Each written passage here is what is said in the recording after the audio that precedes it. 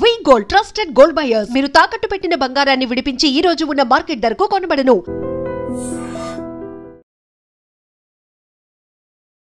Already action king Arjun గారితో మీకు మంచి సత్సంబంధాలు ఉన్నాయి.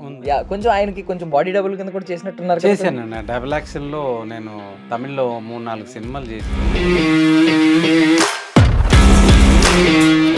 మొదటి 3 రోజుల్లో డబ్బులు వస్తేనే ప్రొడ్యూసర్ సేఫ్. 550 రోజులు ఆడింది ప్రేమాభిషేకం. ఇప్పుడు వారం రోజులు ఆడుతుంది, మనం చూడగలుగుతున్నాం సినిమా. మళ్ళీ ఎమ్మటే టీవీలో వేస్తున్నారు కదా. మీలాంటి వాళ్ళని తీసుకున్నారు అనుకో, ఫర్ సపోజ్ రెమ్యూనరేషన్ కూడా డిమాండ్ చెయ్యం. ప్రొడ్యూసర్ కి ఇన్ని కోట్లు అవుతున్నాయంటే కారణం ఏంటి? ఫ్లైట్ లో తెస్తున్నారు,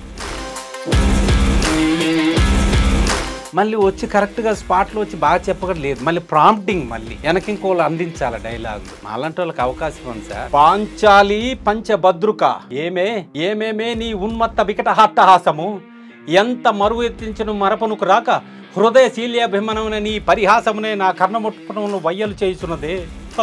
ladies and gentlemen, welcome to iDream media. నేను ప్రియదర్శన్. సీతా పయనం అంటే ఇప్పుడు మన యాక్షన్ కింగ్ అర్జున్ సర్జా గారు తెలుసు కదా, ఆయన డైరెక్షన్లో వస్తుందన్నమాట తెలుగు ఫిలిం. అందులో హీరోయిన్ ఎవరంటే అర్జున్ గారి అమ్మాయే ఐశ్వర్య అర్జున్. అండ్ హీరో ఎవరంటే ఉపేంద్ర, మన హీరో ఉపేంద్ర గారు తెలుసు కదా, వాళ్ళ అన్న కొడుకు అనమాట. ఆయన హీరోగా వస్తుంది. ఆల్రెడీ తెలుసు కదా, లాస్ట్ టైం కాంట్రవర్సీ అయింది. యాక్చువల్లీ విశ్వక్ సేన్ గారు ఈ సినిమాలో చేయాలి. ఇప్పుడు ఆ సినిమా రిలీజ్కి రెడీగా ఉందన్నమాట. ఆ సినిమాలో యాక్ట్ చేసిన ఒక ఆర్టిస్ట్ మనతో పాటు ఉన్నారు. ఆయన పేరే సత్యరాజ్. మాట్లాడదాం. హాయ్ సత్యరాజ్ గారు, బాగున్నారా? హాయ్, బాగున్నాను. జై శ్రీరామ్. జై Sriram. Okay, so first of all మీరు ఆల్రెడీ యాక్షన్ కింగ్ అర్జున్ గారితో మీకు మంచి సత్సంబంధాలు ఉన్నాయి. మీరు కొంచెం సిమిలర్ గా కూడా ఉంటారు ఆయనకి. కొంచెం ఆ ప్రైమ్ టైమ్ లో మీ ఓల్డెన్ డేస్ లో కొంచెం సిమిలర్ గా ఉండేవారు కదా, మీ బ్యాక్ నుంచి చూసిన. అవును, కొంచెం ఆయనకి కొంచెం బాడీ డబుల్ కింద కూడా చేసినట్టున్నారు. చేశాను. డబుల్ యాక్షన్ లో నేను తమిళ్లో 3-4 సినిమాలు చేశాను. జై హింద్ ఒకటి, తంగైకూరు తాలాట్ అని మన ఒక తెలుగు అతనే ప్రొడ్యూసర్ దానికి, అది ఒకటి. తర్వాత డాక్టర్ గారు అబ్బాయి, 2-3 సినిమాలు చేశాను. ఆయనతో ప్రయాణం అలా సాగుతూనే ఉంది ఇప్పుడు కూడా. ఇప్పుడు సీతాపయనం మొన్న ఒక ఇంటర్వ్యూలో వచ్చాను మన దీంట్లోనే. చేయలేకపోయానని చాలా బాధపడ్డా. అర్జున్ గారి డైరెక్షన్లో, అందుట్లో ఇక్కడ మన ఆంధ్రాలో జరుగుతుంది, హైదరాబాద్లో అని చాలా ఫీల్ అయ్యాను. కానీ అది గుర్తుపెట్టుకొని మళ్ళీ నన్ను పిలిచి అవకాశం ఇచ్చారు నాకు సార్. చాలా హ్యాపీ అనిపించింది. అంటే డైరెక్టర్స్ చాలా మంది ఉంటారు.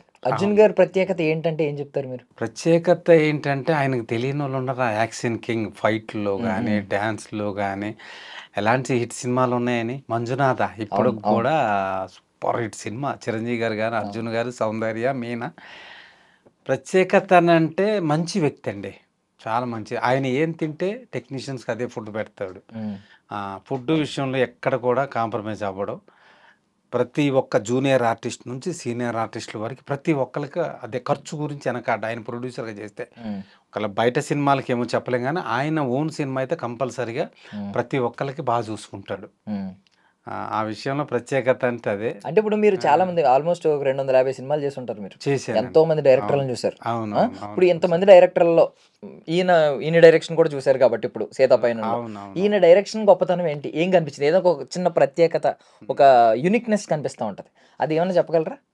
అర్జున్ గారు డైరెక్షన్ చేసుకుంటూ సినిమా చేయడం కూడా ఎంత కష్టం తెలుసు. యాక్ట్ చేస్తూ మరి యాక్ట్ చేస్తూ డైరెక్షన్ చేయడం కూడా అది ఒక సాహసం అనే చెప్పాలి. ఎందుకంటే అప్పట్లో ఎన్టీ రామారావు గారు దానవేశ్వర 5 పాత్రలు చేసి ఎలాగ డైరెక్షన్ చేశారో అలాగా ఆయన ఒక పక్క ప్రొడ్యూసరు, ఇంకో పక్క యాక్టరు, ఇంకో పక్క డైరెక్షన్, ఈ 3 శాఖలను కూడా అలాగ అవలీలగా వెళ్తాం ప్రత్యేకతే కదా. ఇంక అంతకాడికి ప్రత్యేకత ఏముంటుంది చెప్పండి. అన్నీ నెత్తి మీద వేసుకొని చేయడం కూడా ఒక ఇదే.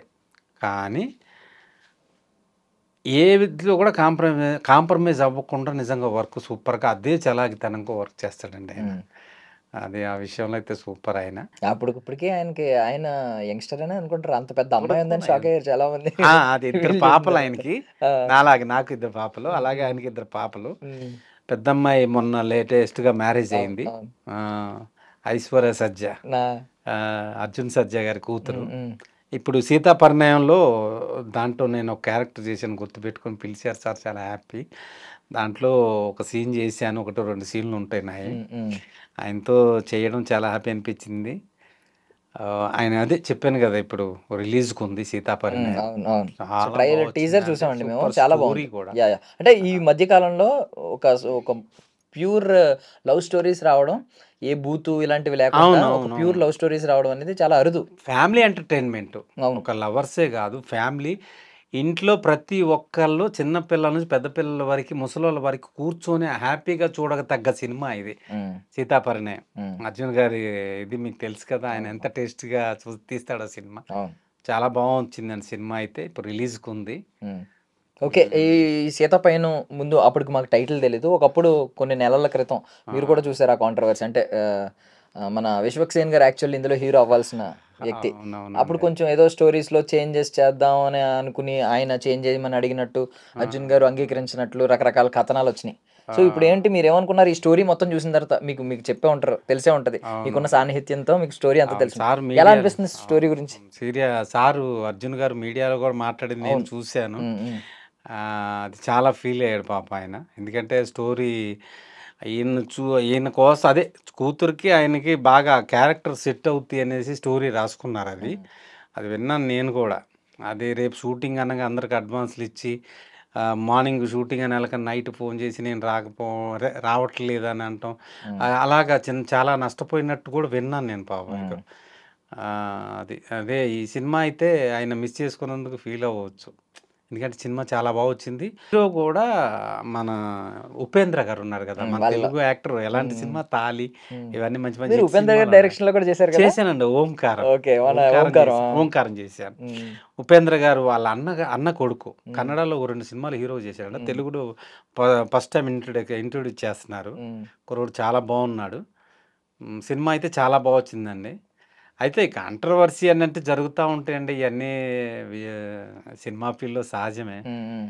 అయితే సినిమాకి ఎలాంటి మచ్చ లేదు. సినిమా అయితే సూపర్ అండి. ఫ్యామిలీతో ఎంచక్కా చూడొచ్చు సినిమా. ఇప్పుడు ఈ మధ్య కాలంలో ఫ్యామిలీస్ ఎంటర్‌టైన్‌మెంట్ లేవు. లేవు. అన్నీ లేవు. యాక్షన్‌లు, ఏయో మాఫియాలు అయ్యే తప్ప ఫ్యామిలీతో చూసే సినిమాలు ఏమి లేవు. హ్మ్. ఇదైతే హ్యాపీగా చూడొచ్చు మనం.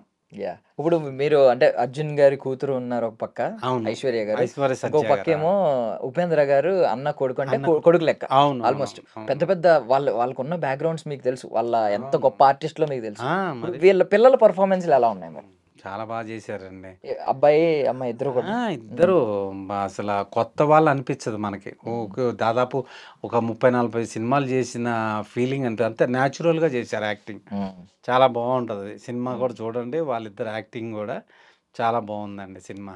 సో 'ఉపేంద్ర' హ్మ్. గారి డైరెక్షను, ఈయన హ్మ్. డైరెక్షన్ చూసారు కాబట్టి హ్మ్. ఏమన్నా సిమిలారిటీస్ కనిపించినాయా? ఆయన డైరెక్షన్‌లో, ఈయన డైరెక్షన్‌లో ఏమన్నా? డిఫరెంట్ ఉంటాయి గదా! ఆ! ఆయనయన్నీ భలే వెరైటీ ఉంటాయి. ఈయన ఆ! వేరే వెరైటీస్. ఆ! ఉపేంద్ర గారియన్నీ యాక్షన్ టైపు, ఏవో లాంగ్వేజ్ సెపరేట్‌గా ఆయనకును ఒక బాణీ పెట్టుకుంటాడు గదా! హ్మ్. హ్మ్. అలాగే అర్జున్ గారిది వేరే స్టైలు. యాక్షన్ కింగ్ ఎలాంటి సినిమాలు తీసాం. అవును. ఒకప్పుడు ఎలాంటి హిట్ సినిమాలున్నాయి. అర్జున్ గారు యాక్షన్ కింగ్ అంటే అవును. మంచి సినిమాలున్నాయి. ఆయన సినిమాలన్నీ నేను చూసి ఎదిగినోడిని. హ్మ్. ఆయనతోనే ప్రయాణం చేస్తున్నాను. తమిళ్‌లో 'జై హింద్' చెప్పాను కదా ఇందాక, అవును. సినిమాలు హ్మ్. చేశానని అర్జున్ గారితో. అలాగా ఆయన మంచి మనిషి కూడా, చాలా మంచి వ్యక్తి అండి. ఇప్పుడు చాలా మంచి 'అర్జున్' వ్యక్తి. గారి గురించి ఎక్కువ చెప్పుకునేది యాక్షన్ కింగ్ అంటున్నారు కదా! హ్మ్. చాలా ఆయన ఆయన స్టంట్స్ పెర్ఫార్మ్ చేయడం, చాలా హ్మ్. రిస్కీ స్టంట్స్ అవి ఉండేవి. అయ్యో! గోడుందా? గోడ హ్మ్. టప్ టప్ ఎక్కి ఈడు దూకుతాడు. హ్మ్. హ్మ్. రోపులు అవసరం లేదు. అవును. హ్మ్. అర్జున్ గారికి నేచురల్ ఫైట్‌లు తప్ప రోపులు ఎప్పుడు కట్టుకోలా. హ్మ్. ఆయన ఫైటర్‌ని డూబుని పెట్టడం గానీ ఎప్పుడు ఉండదు. హ్మ్. ఓ డబుల్ యాక్షన్‌కి నేను అదే చేశాను. ఇప్పుడు నేను అదే అడుగుదాం అనుకుంటున్నా. Actually double double body double చేసినప్పుడు మీరు, మీకు అవునవునవును. కూడా కొన్ని కొన్ని చేయాల్సిన సిట్యుయేషన్ నేనప్పుడు వస్తాయి. స్లిమ్‌గా అంటే ఆ! సన్నగా ఉండేవాడిని మీరు కూడా నేను. కొన్ని చేయాల్సిన సిట్యుయేషన్ ఉంటది కదా! చేసేవారా మీరు కూడా? చేశానండి. ఆ! 'తంగై కూర తాలాటని' తమిళ్ హ్మ్. సినిమాలో హ్మ్. డబుల్ యాక్షన్, హ్మ్. సేమ్ డ్రెస్ ఏసుకోవడం. ఈ ఇన్స్‌పెక్టర్ ఒక క్యారెక్టర్, ఇంకొకతను మామూలు వ్యక్తి. 2 హ్మ్. డబల్‌లో చేశాను నేను ఆయనతో. మీరు కూడా కొన్ని పెర్ఫార్మ్ చేయాలి కదా! స్టంట్లు చేసేవారా? చేయాలిగా. ఆ! ఆ! అయ్యో! హ్మ్. నేను ఒక సీన్ అయితే బాంబు, ఆ! ఆయన 2 క్యారెక్టర్‌లో హ్మ్. హ్మ్. తల మీద బాంబు పెట్టి గుంత తీసి గుంతలో పెట్టేశారు నన్ను. పైన మన ఈ ఉన్నాయి గదా! ఈ పైన ఆకులేసేశారు పైన. హ్మ్. అంటే హ్మ్. కనిపించకుండా మనిషి. కరెక్ట్‌గా బాంబు పక్కన పెట్టారు. ఆ బాంబు నేను ఒకేసారి లెగిసి పైన నిలబడాలి. ఓకే. నేను చేశాను. ఆ రిస్క్ సో, అయితే నేను అంటే చేశాను. అర్థమైంది నాకు. అంటే బాంబ్ పేలినప్పుడు ఆ పొగ అందులోంచి వస్తారు ఆయన మీరిలా. ఇంట్రడక్షన్. ఓకే. ఒకేసారి పైకి లెగిసి రోపేం లేదు. హ్మ్. స్ప్రింగ్‌లాగా లెగిసి అటొక్కలు ఇటొక పెట్టి ఆ గుంత పైన నిలబడే సీను హ్మ్. హ్మ్. నేను చేశానది. సార్ చాలా మెచ్చుకున్నారు. సార్ గుర్తుందో లేదో, నేను మొన్న కూడా గుర్తు చేయలే. ఇప్పుడు ఇంటర్వ్యూ చూసి ఏమన్నా సారు చెప్పాలా నాకు, అరే నాకే గుర్తులేదురా అని చెప్తారు ఆయన. ఎలా ఉన్నారండి ఆయన? అంటే మీరు ఎప్పుడో ట్రావెల్ అయిన రోజులు కదా మీకు, అవును ఎప్పుడో ట్రావెల్ అయ్యారు. ఏంటి ఫస్ట్ టైం కొలాబరేషన్ ఎప్పుడు? మీరు ఏదో జై హిందా? అసలు జై హింద్ అండి. జై హింద్కి వెళ్ళాను నేను. ఆల్రెడీ అందరూ అన్నారు చాలామంది, నువ్వు అర్జున్ గారిని కలువు, అర్జున్ గారికి కలువు అంటే, బాబు సేమ్ అంటే ఒకప్పుడు ఇప్పుడు అంటే ఇప్పుడు ఆ టైంలో స్లిమ్గా ఉండటం వల్ల సేమ్ నేను కూడా సన్నగా, ఫేస్ రౌండ్ చిన్న ఫేస్ ఉండేది ఆయనలాగే. వెళ్ళాను, వెళ్ళి కలిస్తే అంటే ఏమైనా అనుకుంటారో ఏమైనా అంటారో అని అనుకుంటూ ఏం లేదండి. ఆయన దగ్గరికి వెళ్ళటం కూడా, నేను ఎక్కడ ఏబిఎం జీ థియేటర్లో డబ్బింగ్ జరుగుతుంది ఏదో సినిమా అర్జున్ గారి, వెళ్ళి కలిసాను నేను మన ఒక సింగర్తో. కలిస్తే ఎవరో అని అంది, సార్ మా ఫ్రెండ్ సార్ అని సింగర్ పరిచయం చేసి, అవునా ఏమ్మా ఏ ఊరు అది ఇది అని అన్నీ అడిగారు. అవునా రేపు రేపు సినిమా షూటింగ్ ఉంది వచ్చి కొలు అక్కడికి అని చెప్పేసి, ఆయన పక్కన జగన్ గారు అని కో డైరెక్టర్ ఉంటాడు, ఆయన్ని పరిచయం చేసి పలానా దగ్గరికి రా అనేసి నెంబర్ ఇవ్వడం, ల్యాండ్లైన్ నెంబర్ ఇవ్వడం, నేను ఫోన్ చేసి ఆయన దగ్గరికి వెళ్ళడం అవన్నీ జరిగి ఆ సినిమాలో నేను చేశాను. విలను ఆయన ఎవరు డ్యాన్స్ మాస్టర్ దాంట్లో జై హింద్లో, ఆయనతో చేశాను నేను. అప్పటికి ఇప్పటికి ఆయనలో మార్పులు ఏం కనిపించినాయి మీకు? ఏం మార్పు 31 సంవత్సరాలు అయింది కదా జై హింద్కి, దీనికి. జై హింద్కి ఇప్పుడు సీతాపరిణయంకి మధ్యలో ఇంకొకటి కూడా చేశాను, జగపతి బాబు గారు నీ ఇద్దరు కలిసి సినిమా చేశాను. హనుమాన్ జంక్షన్ కాదు, ఇంకోటి ఏదో ఏం డైరెక్షన్లోనో అదొకటి చేశాను. తర్వాత ఇది ఒకటి. అప్పుడు సేమ్ అదే మాట అదే తీరు, ఎలా ఉన్నామా బాగున్నారా కూర్చో అంటాం, నేను ఆయన దగ్గర కూర్చోమని చెప్తాడు, కుర్చీ వేపిస్తాడు, కూర్చోని అలాగ నిలబడ్డాను. కూర్చోరా, నువ్వు కూర్చోపోతే నేను లేవన్నా అంటే లేస్తానని ఇలా కూర్చొని ముందుకు జరగడం, అలా చాలా. ఇప్పటి వరకు నాకు తెలిసి ఏ మరక ఒక్క కాంట్రవర్సీలో పేరు లేదు, మొన్న రీసెంట్ గా తప్ప. ఇదంటే ఇది సహజం, ఇది మామూలుగా అతని డేట్లు ప్రాబ్లమో లేకపోతే ఏంటనేది తెలియదు అంతే తప్ప, ఇటు తమిళ్లో కానీ కన్నడలో కానీ తెలుగులో కానీ ఎలాంటి చెడ్డ పేరు అయితే లేదండి అర్జున్ గారికి. ఇప్పుడు ప్రతి ఒక్కళ్ళు ఇప్పటికి కూడా గుర్తు చేసుకుంటారు, ఆయన సినిమాలు టీవీలో చూస్తూనే ఉంటాం. ఎలాంటి చెడ్డ పేరు అయితే మరక అయితే లేదండి అర్జున్ గారిది. Action king #1. మొన్న లేటెస్ట్గా అదే వాళ్ళ కూతురుకు మ్యారేజ్ చేశారు. ఇప్పటికి కూడా 2 కూతురు ఉన్నట్టు చెప్పారు, యంగ్ కుర్రోడ్లాగే ఉంటాడు ఇప్పుడు కూడా ఆయన. అయితే ఒక 30-32 సంవత్సరాలు అనిపిస్తుంది చూస్తే, ఆయన ఏజ్ మనకు తెలియదు కానీ. ఆయన ఇప్పుడు విలన్ గా చేస్తుంటే ఇప్పుడు మర్చిపోయిన ఆయన ఫ్రెండ్ గురించి మాట్లాడాలి. జగపతి బాబు గారు ఆయన బాండింగ్ ఎలా ఉంటుందండి? చాలా మంచి జిగ్రీ దోస్త్ అండి, క్లోజ్ ఫ్రెండ్స్ ఇద్దరు. ఆయన ఈ నీతికి వచ్చినప్పుడు ఆయన అక్కడ వెళ్ళినప్పుడు ఈయన ఇద్దరు కలిసే ఉంటారు. మనల్ని అంటే ఈయనక జగపతి గారు బిజీ అవడం వల్ల మళ్ళీ వాళ్ళు కలుసుకొని ఉంటారు మనకు తెలియదు. మంచి క్లోజ్ ఫ్రెండ్స్ వాళ్ళిద్దరు ఫస్ట్ నుంచి. అంటే మేము హనుమాన్ జంక్షన్ లో చూసినప్పుడు కొంచెం వీళ్ళిద్దరు అంటే అప్పటి నుంచి ఆడియన్స్ కి తెలుస్తుంది కొంచెం, ఓకే వీళ్ళిద్దరు బాగా ఫ్రెండ్స్ అయ్యి ఉంటారు. ఎడిటర్ మోహన్ గారి సినిమా, మంచి సూపర్ హిట్ సినిమా. మొన్న కూడా చెప్పారు కదా, దానికి అసోసియేట్ గా చేశారు ఎవరు, సుకుమార్ గారు. హనుమాన్ జంక్షన్ అసోసియేట్ అయ్యారు సుకుమార్ గారు. ఆర్య సినిమా చేశాను సుకుమార్ గారు సార్తో, ఆయన ఫస్ట్ సినిమా ఆర్య.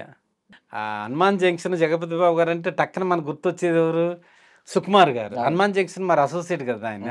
అని ఇప్పుడు పాన్ ఇండియా డైరెక్టర్ గురించి మనం కంపల్సరీ మాట్లాడుకోవాలి.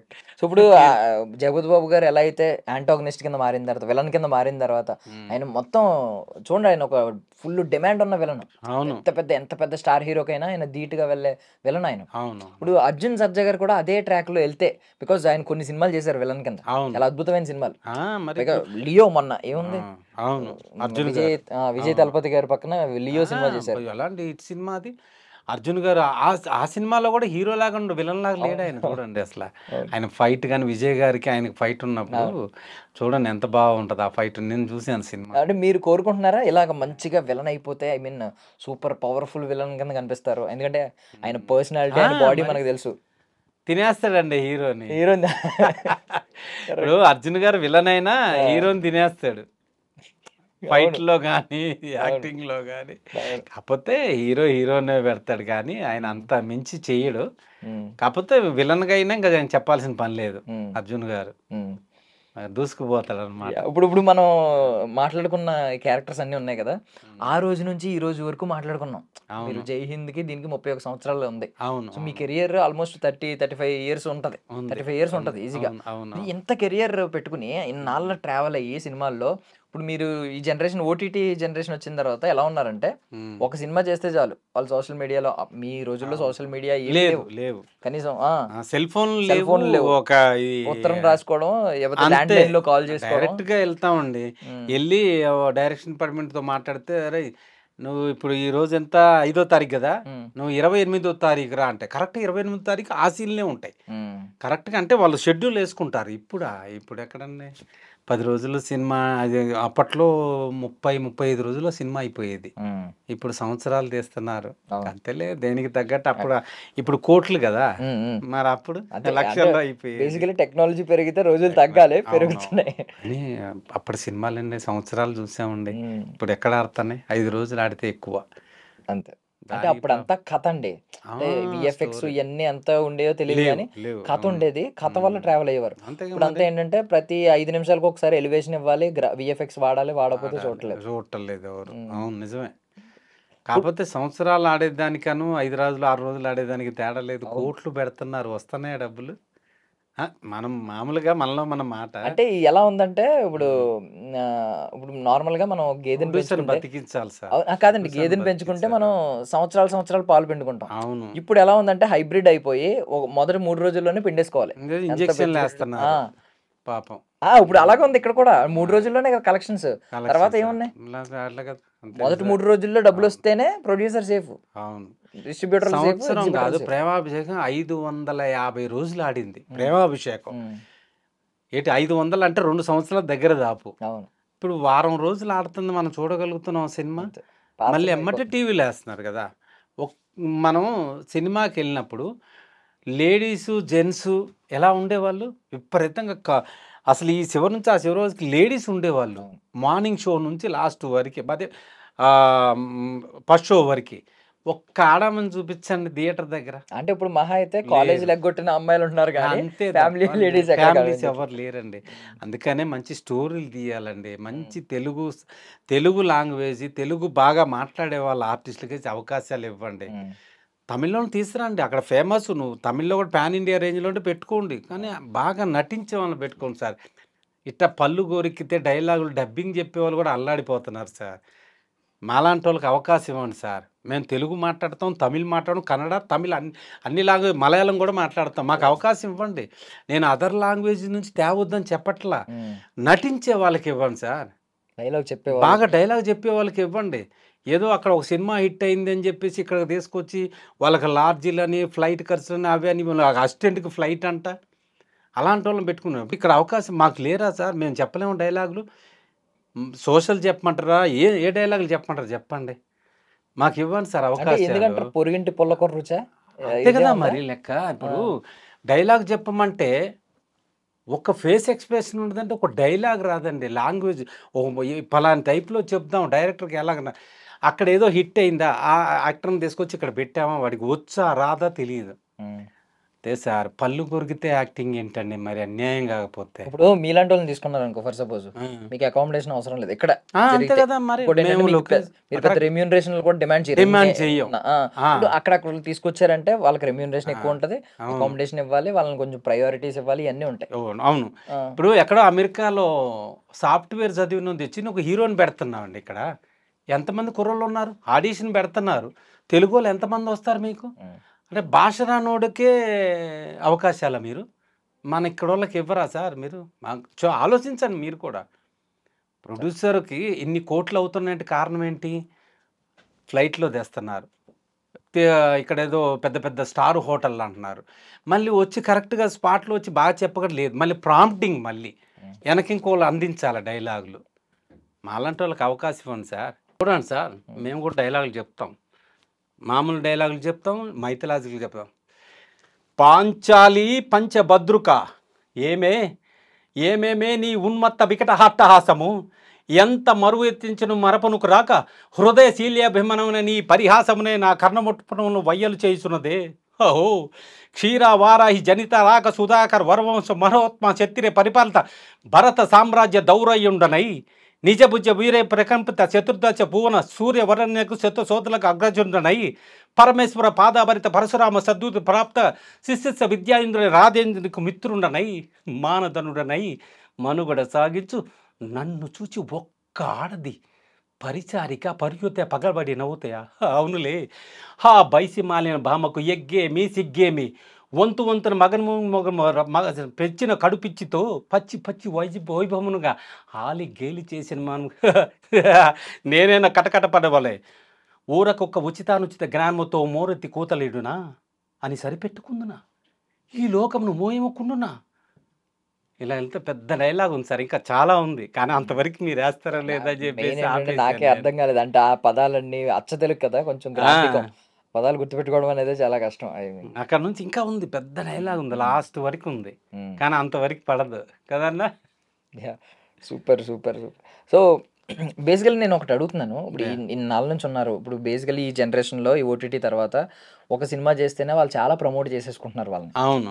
మీరు ఎందుకు ఇంత ట్రావెల్ అయిన వాళ్ళు ఎందుకు మిమ్మల్ని మీరు ఎక్కువగా ప్రమోట్ చేసుకుని ఒక పెద్ద దానికి ఎయిమ్ చేసి ఎందుకు వెళ్ళలేదు? ఏంటంటే నేను వెళ్తున్నాను, డైరెక్టర్ని కలుస్తున్నాను అంటే ఏంటమ్మా వచ్చావంటే సార్ ఏంటి సార్ క్యారెక్టర్ కోసం సార్ అంటే ఉందమ్మా చెప్తాను అంటున్నారు, మర్చిపోతున్నారు. ఇప్పుడు గడిగడికి మనం రోజు వెళ్ళి కలిసామనుకో ఇసుకించుకుంటారు, ఏమయ్యా మొన్న వచ్చావు కదా చెప్తాం కదా అంటారు, కానీ మళ్ళీ అంటే మనం వెళ్ళి గుర్తు చేస్తే కదా వాళ్ళకి తెలిసేది. కాకపోతే ఇప్పుడేదో సెల్ ఫోన్లు వచ్చినాయి కాబట్టి మనం గుడ్ మార్నింగ్ పెడుతుంటాం, పలానా గుర్తున్నాడు, అవకాశాలు ఇప్పుడన్నా ఇస్తారేమోనని ట్రై చేస్తున్నాం. కాకపోతే సినిమా తప్ప నాకేం తెలియదు బ్రదర్, సినిమా ఫీల్డ్లోనే ఉన్నా, సినిమా ఫీల్డ్లోనే తింటున్నా, సినిమా ఫీల్డ్తోనే నా పిల్లల్ని చదివించుకున్నా. నా పిల్లలు ఇంకా చదువుతున్నారు, పెద్ద పాప జాబ్ చేస్తుంది, చిన్న పాప ఇంకా చదువుతుంది. అంతే తప్ప నేను వెనకేసుకున్నది ఏం లేదు. ఇదే సినిమా ఫీల్డ్ ప్రతి ఒక్క హీరోకి నేను తెలుసు, నేను తెలియని వాళ్ళు అంటే ఎవరు లేరు. కాకపోతే ఏంటంటే నేను ఎవరిని ఇప్పటివరకు అవకాశాలు నేను అడగల వెళ్ళి. ఇప్పుడు అవకాశాలు కావాలంటే నెట్వర్క్ పెంచుకోవాలా, ఎలా పెంచుకోవాలి అంతే. ఇప్పుడు రోజు వెళ్ళాలి, డైరెక్టర్ కనిపించాలి. ఒకప్పుడు అంటే డైరెక్ట్కి వెళ్ళి చూసేవాళ్ళు, ఇప్పుడు కలవనివ్వట్లా.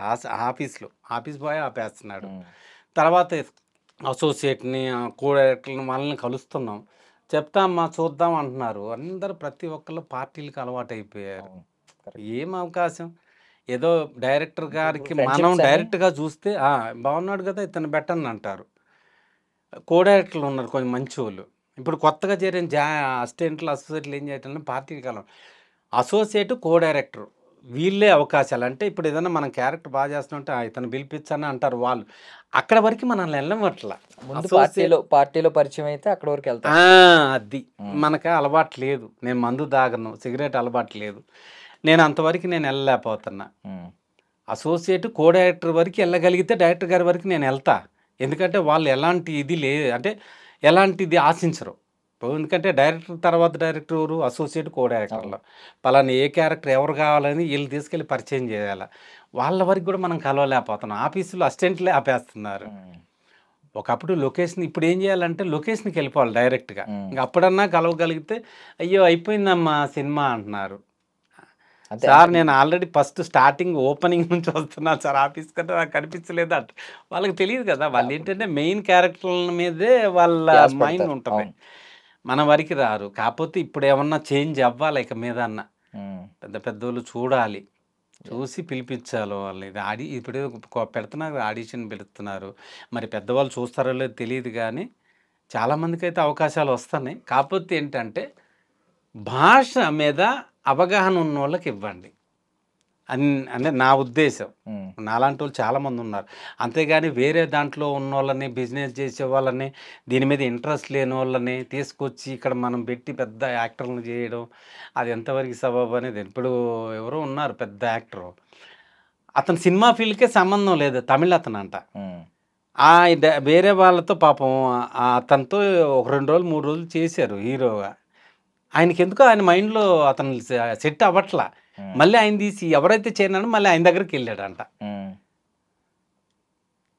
ఆయన ఎవరు దళపతిలో చేశాడు కదా, రోజా సినిమా ఉంది కదా, అరవింద్ స్వామి. ఓకే, ఏ సినిమా గురించి చెప్పారు?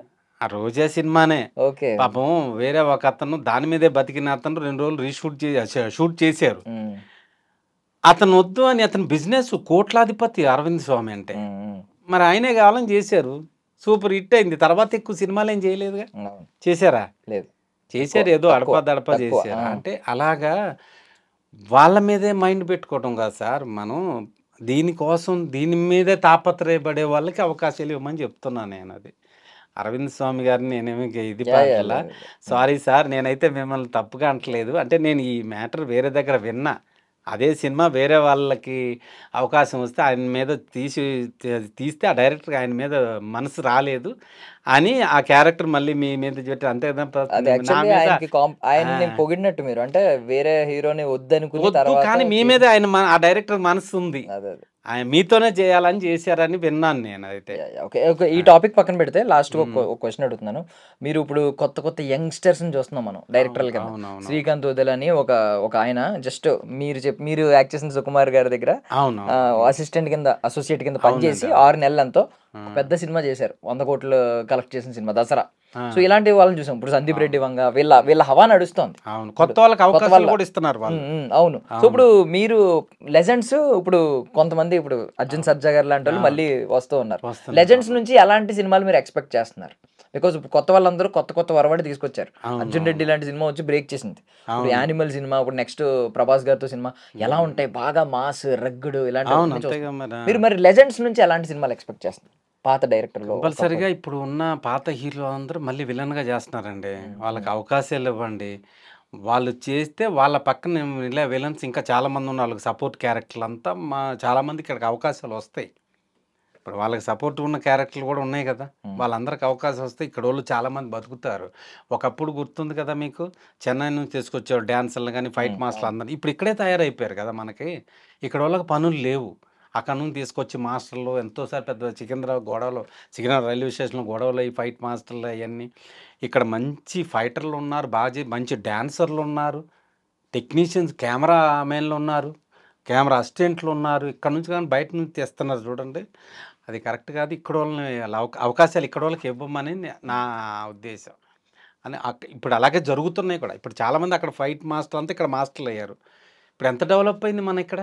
చాలా హ్యాపీ కదా ఇక్కడ తెలుగు వాళ్ళు బతకటం అనేది.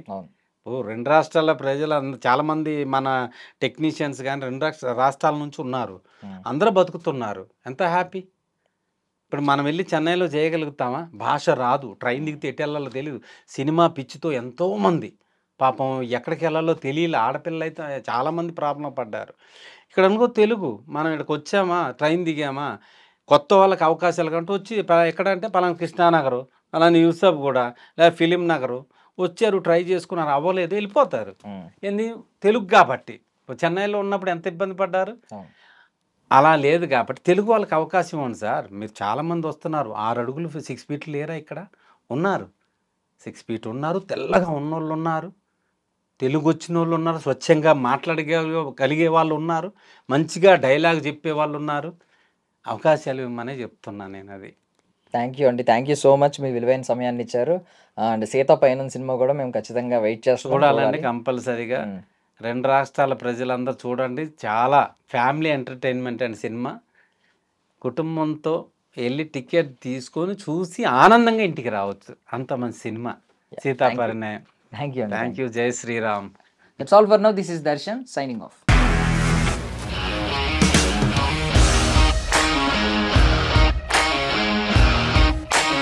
ఇండస్ట్రీలో కమిట్మెంట్ ఇష్యూస్ వస్తే నీకు కూడా వచ్చినట్టు? మార్నింగ్ తీసుకెళ్ళాలంటే కొట్టి పడేసాడు.